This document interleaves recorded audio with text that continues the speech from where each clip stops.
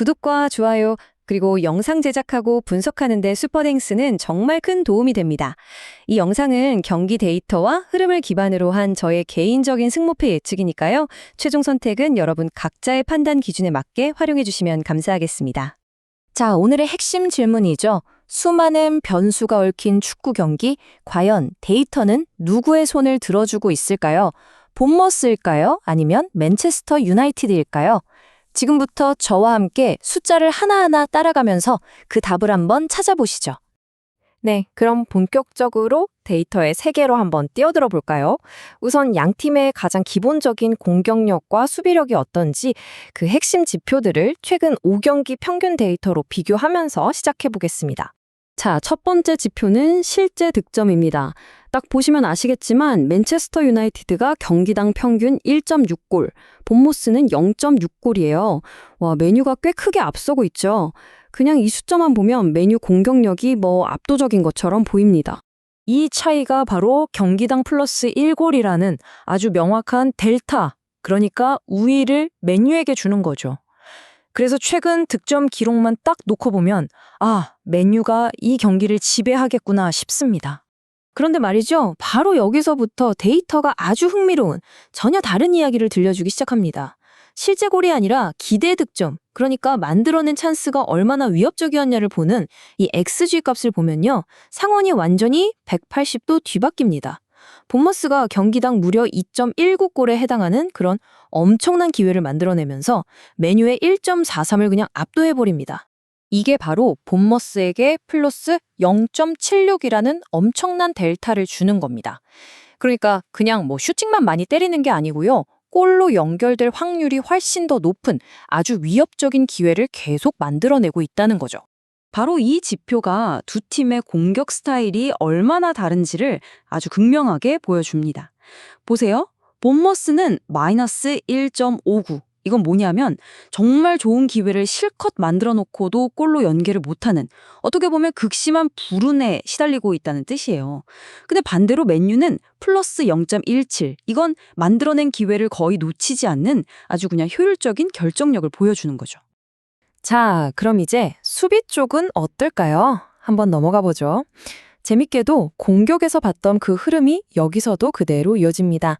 본머스는 평균 0.4실점만 내주면서 거의 철벽에 가까운 수비를 보여주고 있어요. 반면에 맨유는 경기당 딱 1골씩을 내주고 있고요. 그러니까 실점 기록만 딱 떼어놓고 보면 본머스가 마이너스 0.6골의 수비적 우위를 가져가는 셈입니다. 상대 공격을 훨씬 더 효과적으로 잘 막아내고 있다는 얘기죠. 근데요, 여기서 또 한 번 반전이 있습니다. 정말 흥미로운 게 뭐냐면 양팀 수비가 마주한 위협의 질은 거의 똑같다는 거예요. 상대에게 허용한 기대 실점 XGA 값을 보면 본머스가 0.97, 메뉴가 1.01, 거의 차이가 없죠? 네, 수비 델타는 마이너스 0.04. 이건 사실상 없다고 봐도 됩니다. 이게 뭘 의미하는 걸까요? 두 팀 수비가 비슷한 수준의 위협을 받고 있는데 실제 골을 막아내는 능력, 그러니까 최종 결과물에서만큼은 본머스가 압도적인 성과를 내고 있다는 뜻입니다. 자, 그럼 지금까지 본 공격과 수비의 효율성 지표들을 다 합쳐보면 어떤 그림이 그려질까요? 저는 이렇게 표현하고 싶네요. 바로 폭발 직전의 압력 밥솥 같은 본머스 대 모든 변수가 통제된 정교한 알고리즘 같은 맨유의 대결. 본머스의 그 높은 XG, 이게 그냥 막 쏘는 중거리 슛에서 나오는 게 절대 아닙니다. 슈팅 하나당 기대 득점이 0.140이나 된다는 건 골문 바로 앞, 그 위험한 지역에서 계속 기회를 만들고 있다는 확실한 증거거든요. 그런데도 효율성이 마이너스 1.59다? 이건 통계적으로 곧 골이 터질 수밖에 없다는 아주 강력한 신호, 바로 그 유명한 평균으로의 회귀가 코앞에 다가왔다는 걸 의미합니다. 반면에 맨체스터 유나이티드는 그야말로 효율 그 자체입니다. 유효 슈팅의 31.4%를 골로 만들어내요. 이 팀의 공격 시스템은 굉장히 안정적이고 예측 가능하죠. 찾아온 기회를 마치 기계처럼 아주 정확하게 결과물로 바꿔버립니다. 자, 좋습니다. 그럼 이제 이론은 그만하고 실제 경기장 위에서 이 두 가지 다른 스타일이 구체적으로 어떻게 부딪힐지 전술적인 측면으로 한번 들어가 보겠습니다. 두 팀 다 55%가 넘는 높은 점유율을 원한다는 공통점이 있어요. 하지만 그 방식은 완전히 정반대입니다. 본머스는 공을 잡으면 그냥 최대한 빠르게 수직적으로 전진해서 슈팅으로 끝내는 아주 파괴적인 축구를 하고요. 반면에 맨유는 공을 돌리면서 템포를 조절하는 안정적인 순환적 축구를 선호하죠. 그럼 승부처는 어딜까요? 명확합니다.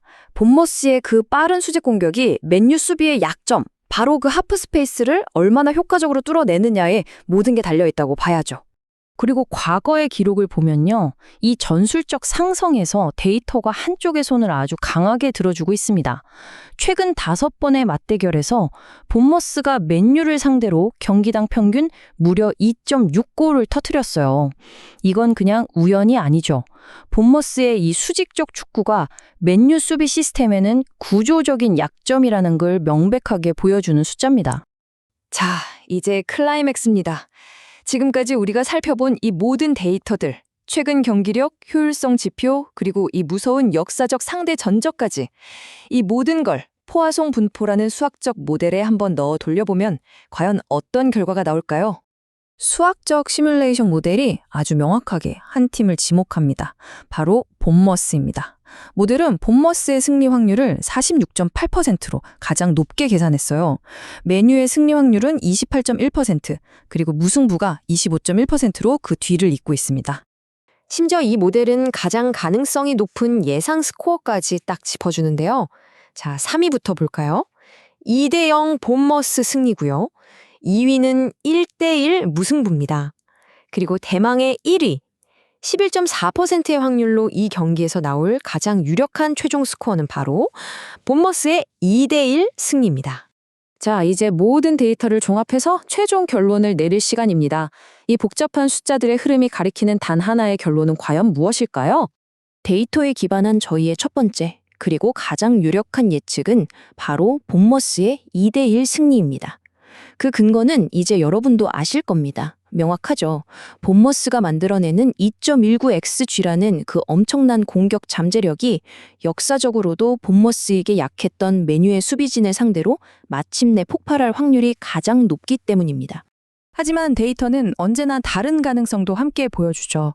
만약에 본머스의 그 지독한 골 결정력 부족이 이번 경기에서도 이어진다면 어떻게 될까요? 그렇다면 맨유의 그 안정적이고 조직적인 시스템이 경기를 교착 상태로 끌고 가서 1대1 무승부로 끝날 가능성도 충분히 있습니다.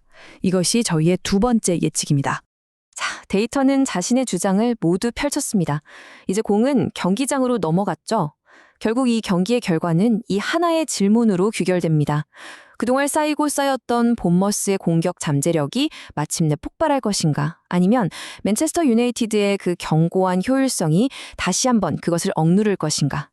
여러분은 어떻게 생각하시나요? 그 결과가 정말 궁금해집니다.